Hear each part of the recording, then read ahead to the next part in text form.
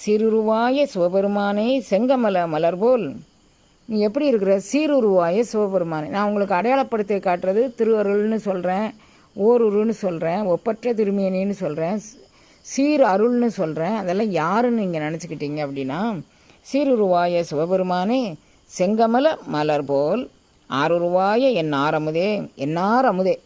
அமுதை வாரிக்கொண்டு தரான். அமுது என்ன செய்யும்? நம் உடலை பக்குவப்படுத்தும், மனதை பக்குவப்படுத்தும், உணர்வை பக்குவப்படுத்தும், நம்மளை ஒரு ஒப்பற்ற நிலைமைக்கு நம்மளை கொண்டுட்டு போகும். அதுக்கான தகுதி என்ன அப்படின்னு கேட்டிங்கன்னா, பாருருவாய பிறப்பெற வேண்டும், பத்திமையும் பெற வேண்டும். பிறப்பு அருந்து போச்சுன்னா பக்தி எப்படி கூடி கிடைக்கும்? பாருருவாய பிறப்பெற வேண்டும். அதில் எவ்வளோ நுட்பம் வச்சுருக்குறாங்க. பார் அப்படின்னு சொன்னால் பஞ்சபூதங்களால் ஆகிய இவ்வுலகம்.